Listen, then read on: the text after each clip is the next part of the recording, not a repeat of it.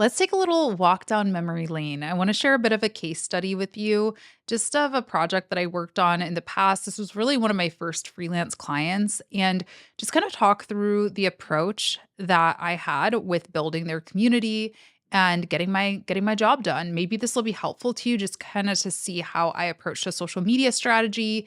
It's really more than social media will explain.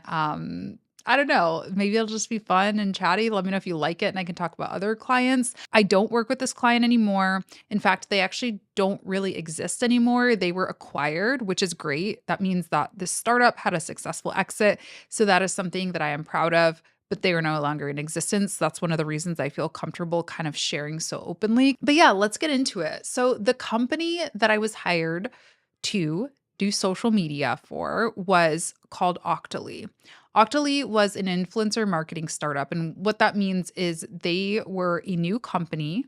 They were based in Paris. They were getting funding from lots of different sources. This was probably like 2014 when I first started working with them. How their business model worked is they partnered with brands. So we had brands like YSL, Benefit Beauty, all kinds of Sol de Janeiro before they were huge. They acted as the middleman between these brands and content creators, specifically YouTubers and Instagrammers.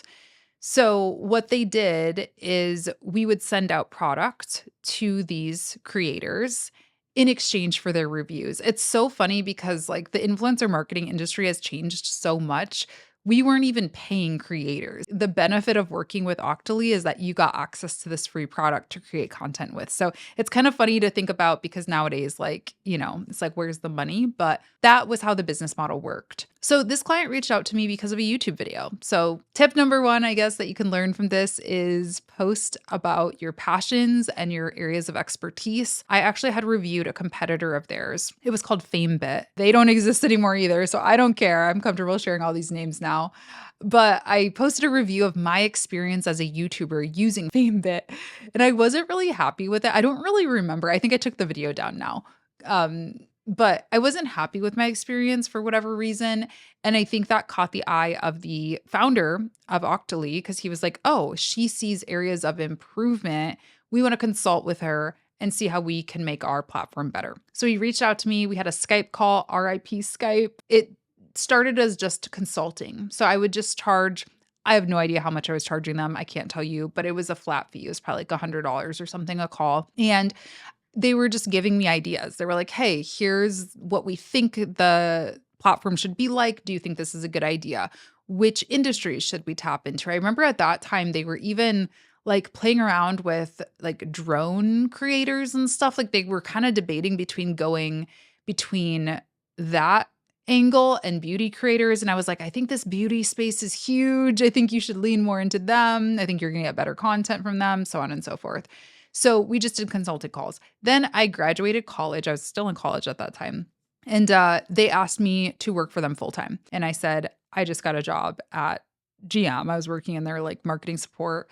And so I can't go full time, but I can be freelance. But if I be freelance, you have to let me have a team. So that was my first kind of thing that I did is I negotiated the ability to lead a team, which I think looking back, I'm like, wow, that was really smart because then I got, leadership experience out of it, hiring experience out of it. And, I got to accomplish what I needed to accomplish, but couldn't on my own. So the role that they asked me to be full-time in was a community manager role. So they knew that they were going to need somebody to communicate with these influencers, to make sure that they were posting their content on time, and also to do all of the social media outreach and strategy and all of that stuff. And again, this was a company that was based in Paris. And I would say the majority of employees at that time were all French or European, not non-native English speakers. Pretty much everyone spoke English, but very few native English speakers. And so they knew that that was definitely something that they needed to hire for in the US because they were trying to tap into the US market. Okay, so the first step that I did was number one, I hired a second community manager. She was actually a friend of mine. Her name was Kelsey, and we knew each other through YouTube, but we had also met in person. So that was cool. But I hired her to be my second community manager. From there, what we did is we created the social media strategy. And for that, we decided on our core platforms.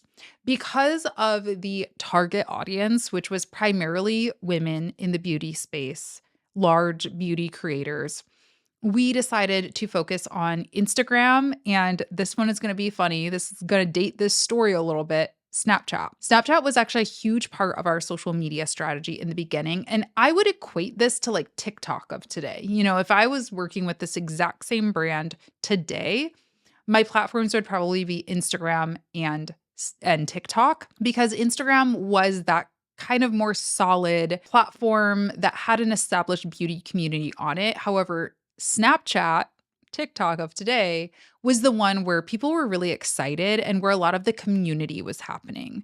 So we created our own Snapchat, our own Instagram, but we also really leveraged creators by, encouraging them to post their products that they got on those platforms.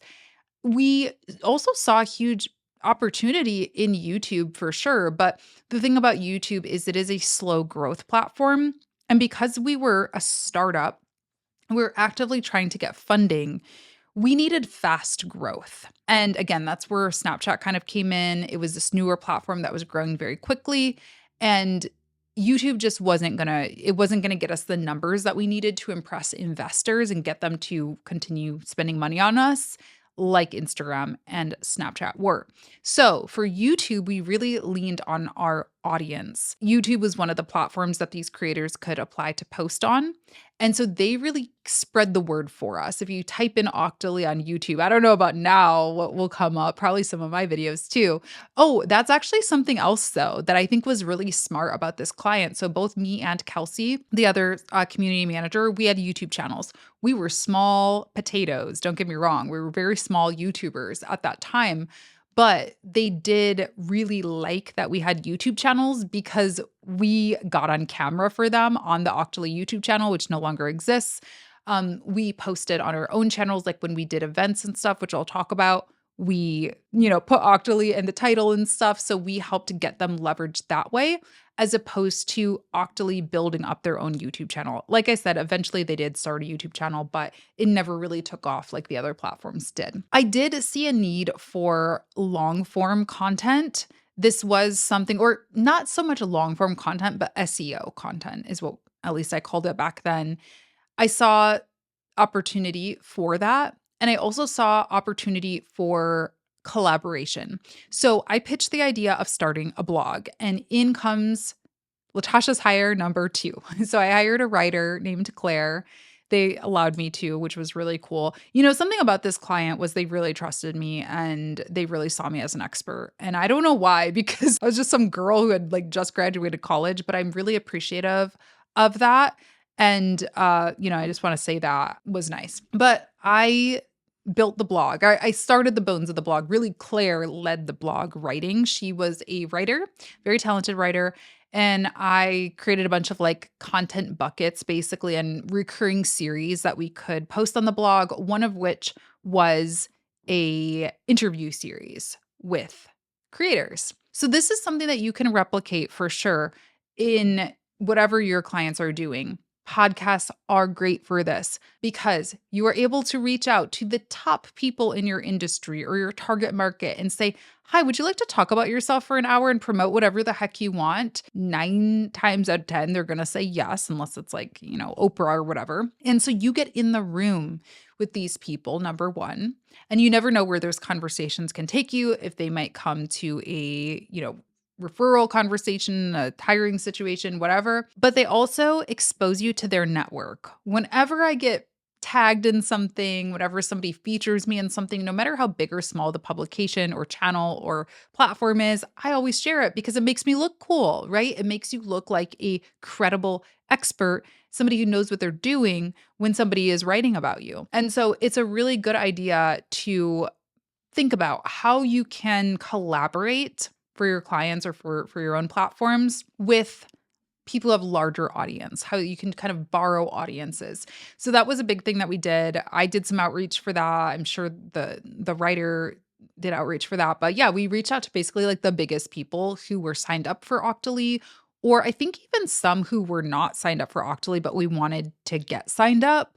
We just reached out to beauty creators. And the cool thing, again, is a lot of I feel like the beauty space was always kinda, like, weirdly the underdog of YouTube, like, people didn't take it seriously, like, as seriously as, like, camera and, like, the iJustines of the world, like, tech creators who I love, I adore her.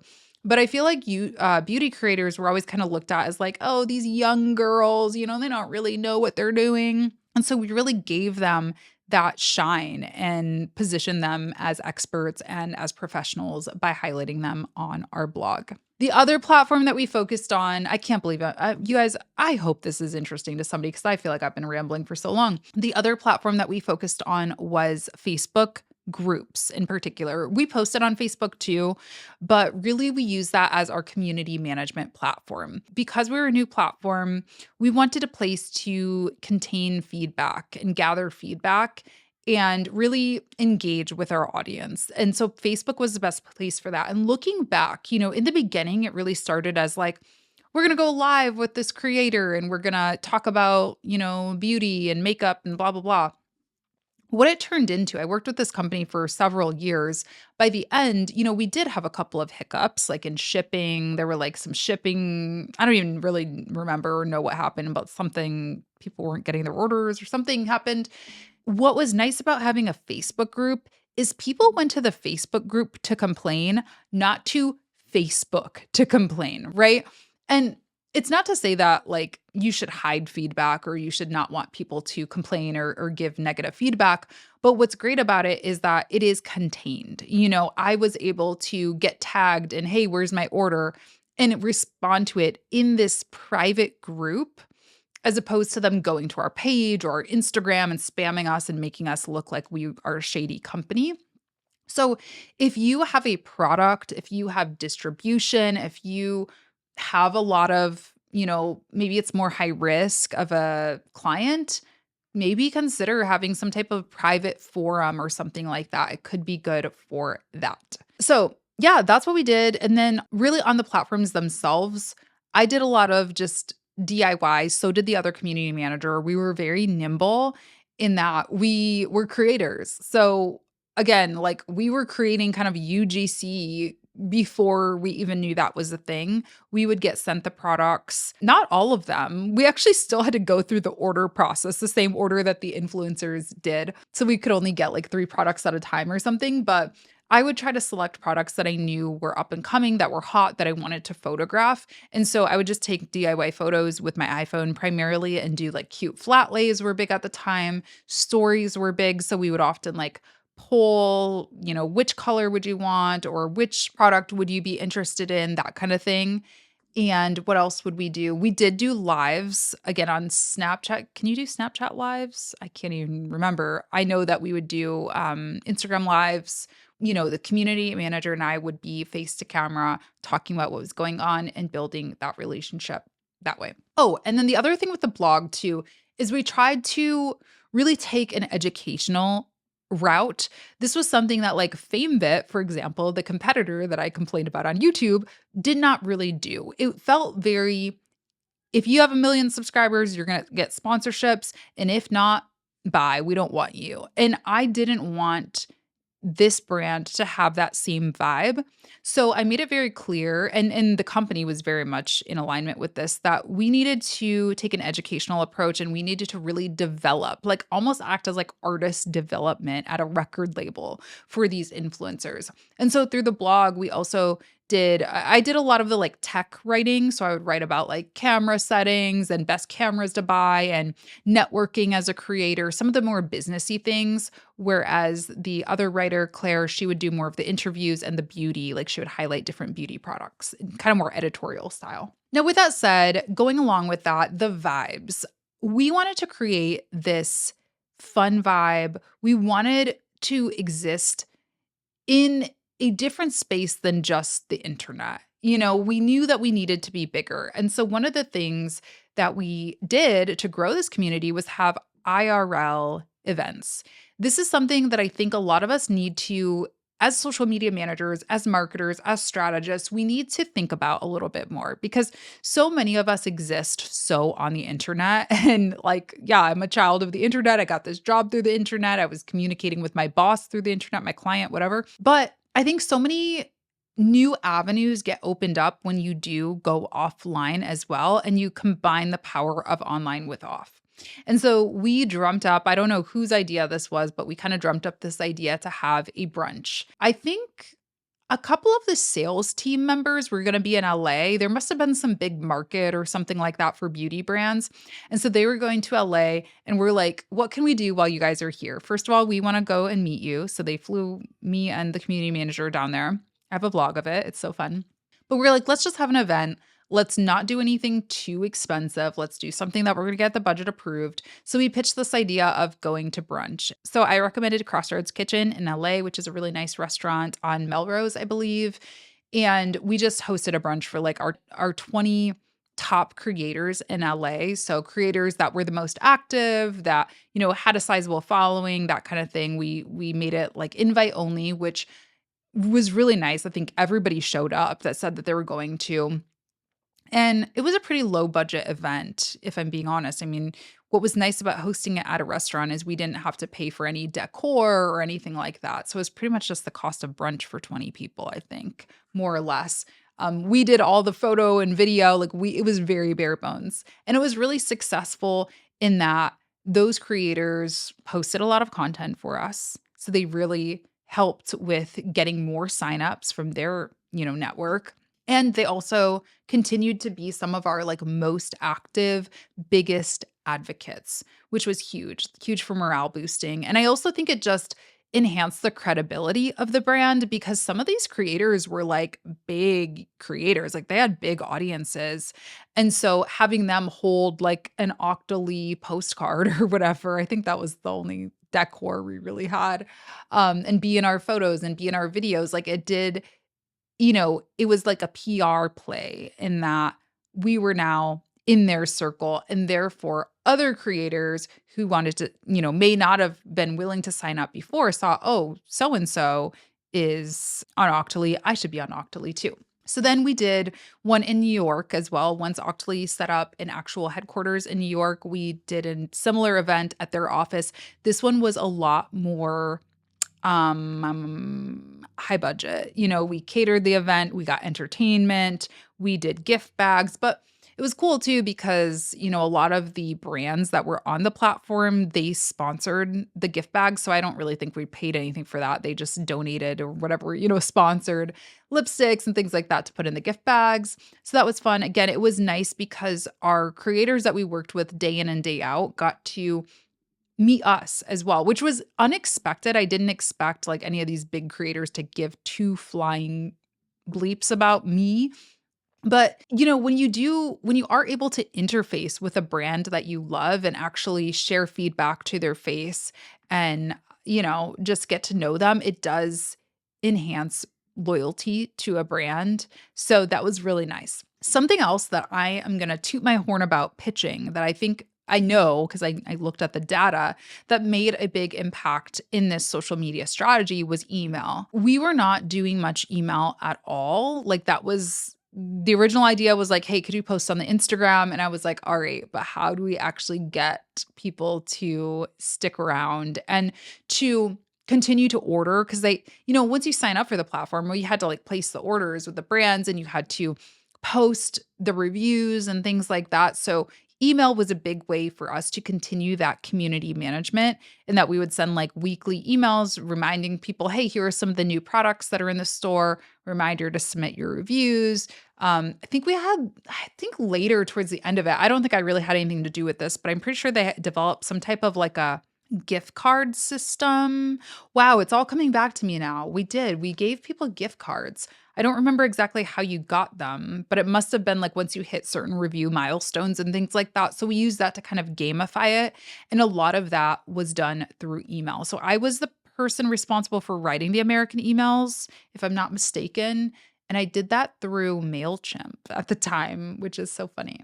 So how this client story ended was I was actually offered a full-time job with them in New York. And at that time, I was very anti New York. I was in a relationship. I was kind of newly dating my now ex husband. So I wasn't wanting to leave, partially because of that. But also, like, New York is very expensive, and I never really had a desire to live in New York City. And I think the salary that they were offering me wasn't enough to make it like a no brainer. Looking back, would I do anything differently? Well, I don't believe in regrets. So no. And I feel like I got them to a really good place. Like I think that was a very respectable place to leave a client in saying, yeah, I left the client because they scaled so big, largely because of my efforts that, they took the role in-house. Like that's a respectable reason, you know what I mean, to leave a client. So no regrets there. I will say I got feedback, and this is no shade to anybody. I don't know anybody who worked there afterwards, but I did hear from multiple creators. They sent me messages once I left and all of that. And they were just let us know that me and the other community manager, Kelsey, were so attentive and that we really cared. And that was a huge differentiator for them on why they stayed and why they continued with the platform and why they were loyal to it. And not to say, like I said, that the new people weren't, I don't really know, but that was just really reassuring and affirming to me, and also really kind of influenced my whole approach to social media management, community management for any other brand that I've worked with after that. I think that people really expect a response on social media. It's different than back in the day when you had to call a 1-800 number to complain or to give a compliment or to ask a question.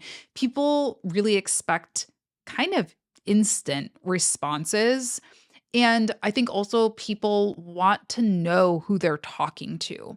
So having a face of the brand really, really helps. It's not possible for every brand that I work with. Like, I don't know, some boring accounting firm might not want to have, like, some 20 something social media manager, dancing around on TikTok being the face of the brand necessarily. But I do think that as much as you can kind of humanize the brand, the better. And if there is an opportunity to have community managers who are energetic, who are actually involved and interested in this space, I think that really served us well because we were able to really serve our clients very well. I think being approachable and having someone to kind of field those responses through social is kind of what set us apart, truly. It was our main differentiator. So, I hope you enjoyed walking down memory lane. That is how I was able to help a brand grow. I think I want to say 10 to 20,000. I don't know, let's say 10 to be safe, 10,000 US creators on the platform, which was way above the goal that they had set out. They got multiple rounds of funding and they had a successful exit. And like I said, I'm not trying to take all the credit, but I went to Paris and I met my manager there. He was like the person who I reported to. This was after I was done working at the company.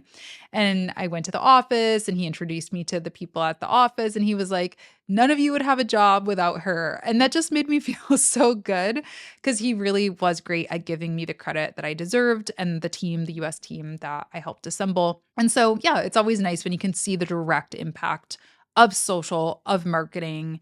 And I think I did that there. So that was a little case study. And I hope what that case study did was encourage those of you who are doing social media management to think beyond social media. As you can see, it started with Instagram, it started with Facebook groups, but we really took things to the next level. And the things that I'm the most proud of actually existed off of those platforms.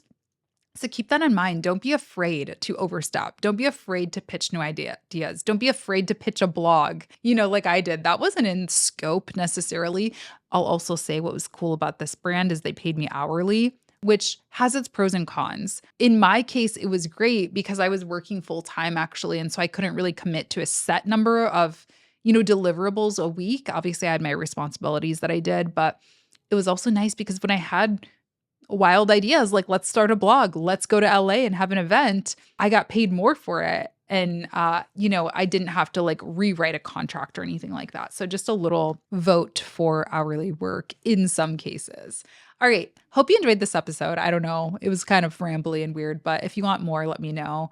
And thank you so much for tuning into this episode. You can subscribe on YouTube, on Spotify, everywhere. And I'll also leave a link to my accelerator program if you want to learn more about building a social media strategy, kind of the data that went into a project like this and how I decided on those platforms, how to communicate with clients, how to send invoices to clients, so much more. That's all in the accelerator community and course.